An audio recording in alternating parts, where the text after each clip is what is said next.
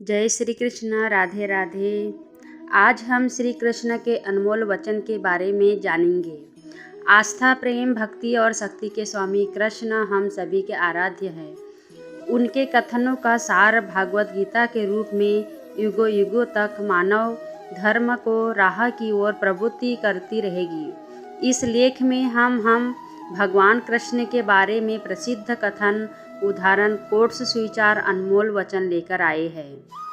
मैं ना तो तुम्हारी महंगी भेंट से प्रसन्न होता हूँ, ना दिखावटी दान दलालयुक्ता से।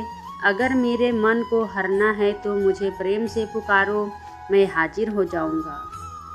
वास्तविक चीज़ों को लेकर मन में कभी डर पैदा मत होने दो। वो वास्तविक नहीं है, वह ना तो कभी था और ना कभी होगा। इसके विपरीत जो वास्तविक है वह हमेशा से था और उसे ना तो बदला जा सकता है, ना कभी नष्ट किया जा सकता है।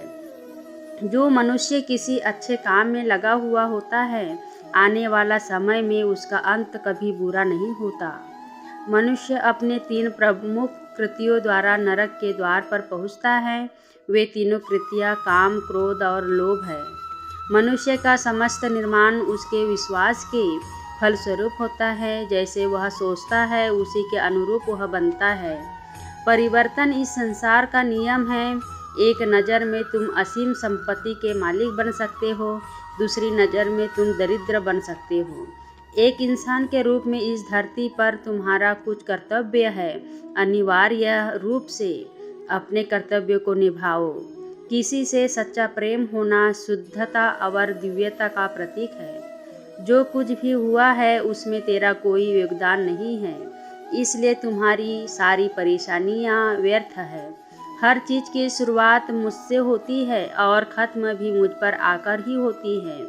इंद्रियों से मिलने वाला सुख सच्चा नहीं होता है। इंद्रियों का सुख पहले तुमको अमृत की मिठास देगा, लेकिन बाद में तुम्हारा विनाश कर देगा। तुम अपने जीवन को सार्थक बना सकते हो, लेकिन इसके लिए तुम्हें मेरी शरण में आना पड़ेगा। अगर तुम्हें मेरी बातें अटपटी लगती है तो तुम्हें अपनी नज़रिया को बदलने की ज़रूरत है। अभी तुम चीज़ों को उस तरह से नहीं देखते हो जिस तरह मैं देखता हूँ। अगर एक बार तुमने मुझ पर विश्वास कर लिया तो तुम्हें जीवन में कभी निराश होना नहीं पड़ेगा।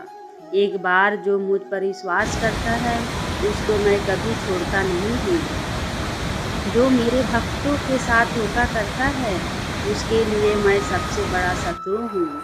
अगर किसी ने मेरे भक्त को एक बार भी धोखा दिया तो जन्मों जन्मों तक मैं उसका उद्धार नहीं करता हूँ। इस देवता का सर्वोच्च मैं हूँ। सब कुछ मुझ पर निर्भर है। अगर तुमने मेरे बारे में जान लिया तो तुम्हारा कल्याण निश्चित है। मैं हर दिल को एक मंदिर की तरह देखता हूँ। जो दिल जितना सुंदर होता है वहाँ मैं उतना ही अधिक ठहरता हूँ। भगवान श्री कृष्ण के चरण कमल इतने पवित्र है कि जो कोई उनकी शरण लेता है तुरंत शुद्ध हो जाता है।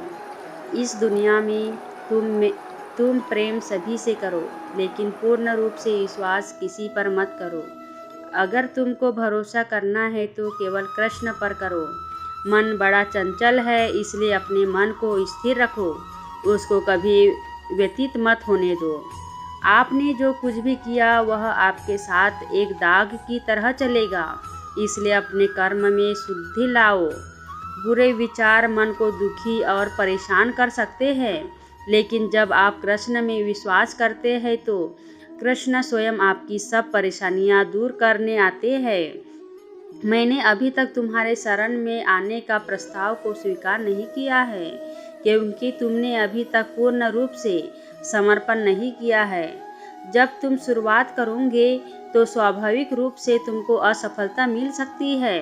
कई बार तुमको गिरना भी पड़ सकता है, लेकिन उसका मतलब ये नहीं होना चाहिए कि तुम उस काम को करना छोड़ दो। एक समय आएगा जब तुम परिपूर्ण हो जाओगे और तुम्हारे सभी काम सफल हो जाएंगे। इस काम में मैं हमेशा तुम्हारे साथ खड़ा रहूँगा। मैं तुम्हारे हर छोटे बड़े कर्म में साथ दूंगा। तुम्हारा जो दिल करे उसको करो, लेकिन नम्रता और सरलता के साथ करना, अहंकार के साथ नहीं। एक उपहार तब शुद्ध होता है जब उसको सच्चे दिल से सही व्यक्ति को सही समय पर दिया जाता है और बदले में कोई दूसरी उम्मीद नहीं करते। कड़े संघर्ष के बाद प्राप्त होने वाला सुख, जिसने आपके दुखों का अंत किया है, ऐसे संघर्ष का पहला कदम आपको कड़वे जहर के समान लगता है और अंत में आपको अमृत की प्राप्ति होती है। इस तरह का सुख केवल मन की शांति से प्राप्त हो सकता है। जय श्री कृष्ण।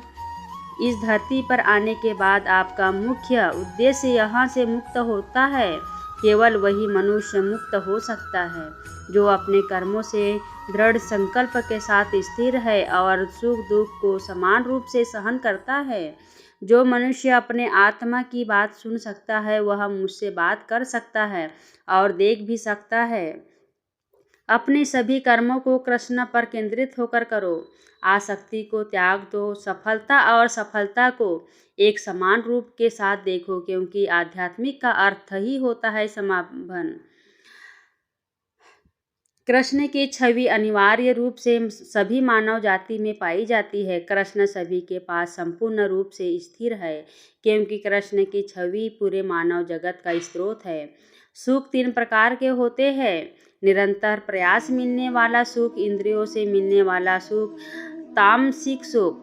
गीता स्वयं के भीतर का युद्ध है, जहाँ आत्म निपुणता के लिए संघर्ष किया जाता है। मृत्यु के समय जो मन में रहता है उसी के मृत्यु का स्थान तय होता है। जो मृत्यु के समय कृष्ण का स्मरण करते हैं वे निश्चित ही कृष्ण के पास जाते हैं, इस पर कोई संदेह नहीं है। मेरा अंश सभी के समान रूप से विद्यमान है, इसलिए सभी एक ही है।